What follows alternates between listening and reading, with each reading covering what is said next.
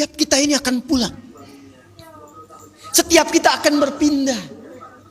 Di dunia saja kadang kita pindah tempat, pindah tugas, pindah domisili. Bukankah setiap perpindahan butuh bekal? Anda dari Jakarta datang ke Garut, bukankah butuh bekal? Butuh kendaraannya, butuh kecukupannya, butuh materinya. Dan satu saat kata Allah, dunia ini pun bahkan akan kita tinggalkan. Dihadapkan di pandangan kita ada orang yang wafat kita dengar, bahkan kita lihat, bahkan kita sholatkan, bahkan kita antarkan ke kuburnya. Dan besok lusa kata Allah kita yang pulang. Pangkat, jabatan, kedudukan, harta, ilmu tidak akan pernah memberikan kepada kita pertolongan, menjadi bekal yang terbaik saat meninggalkan dunia ini. Karena itulah Nabi mengingatkan, setiap tempat punya bekalnya masing-masing. Anda dari Indonesia ke Malaysia, apa dipikir semua yang di Indonesia bisa berlaku di Malaysia? Tidak. Anda dari Indonesia ke Amerika, apakah uang yang berlaku di Indonesia laku di Amerika? Tidak. Belum tentu bisa digunakan. Mas sekarang kita dari dunia akan berpindah ke alam selain dunia. Apakah akan menggunakan bekal dunia? Kata Allah tidak.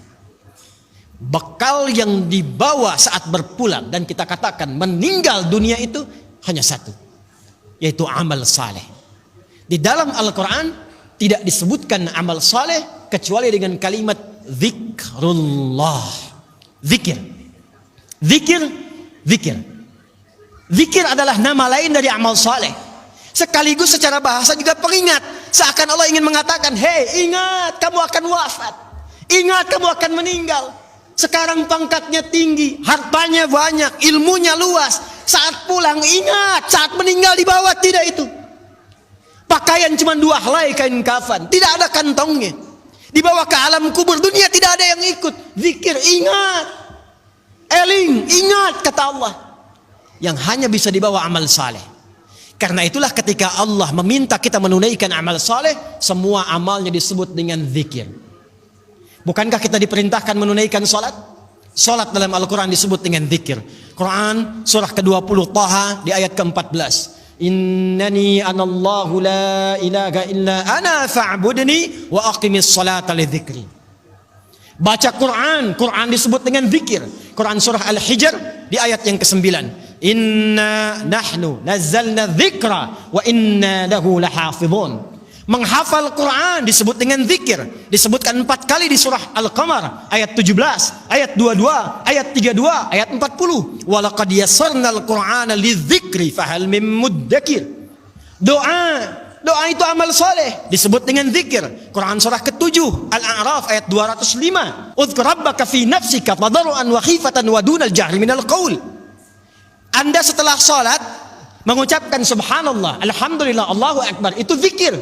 Quran surah ke-4 An-Nisa ayat 103. Fa idza qadaytumus salata fadhkurullah. Maka kata Allah, ingat, kalau sudah sampai akhir pekan itu, yang dihitung jangan cuma dunianya. Berapa ya harta yang dikumpulkan selama kerja ini? Di pasar berapa keuntungan yang diraih? Di kantor berapa omset yang didapatkan? Berapa pangkat yang sudah diletakkan di pundak itu?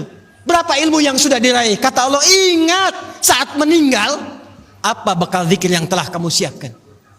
Bahkan jangan-jangan sampai sekarang pun puluhan tahun kita hidup, untuk sholat pun belum mampu mengenal, mengetahui, memahami apa yang kita baca dalam sholat kita. Bahkan diberikan usia yang banyak pun, jangankan menghafal Quran, untuk baca pun masih belum punya waktu. Hadirin, anak-anak sekarang, kami katakan kepada Anda, saya membimbing anak-anak penghafal Quran. Ada yang matanya tak mampu melihat.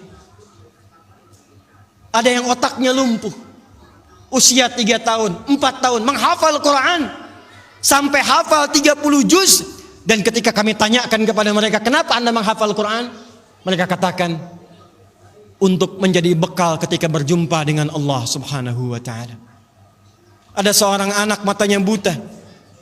Orang katakan buta, kami katakan ditutup matanya oleh Allah supaya tidak memandang maksiat. Dia menghafal Quran, bapaknya menggendong, menaikkan ke motor, diantarkan ke penghafal Quran sampai selesai hafalan Qurannya. Ketika dia pulang ditanya, kalau kami ingin berikan hadiah, apa yang kau harapkan? Kata beliau, saya hanya ingin doa saja. supaya Allah meringankan hisab saya di hari kiamat. Saya ingin katakan, ya Allah, saya mengakui saya banyak berbuat dosa, maka mohon dengan Quran yang telah hamba hafalkan ini, kurangi hukuman kami ya Allah, ringankan hisab kami ya Allah. Anak kecil, matanya buta, belum balik, belum berlaku hisab, menghafal Quran supaya minta hidupnya diringankan di hadapan Allah dari dosa-dosa yang mungkin dilakukan.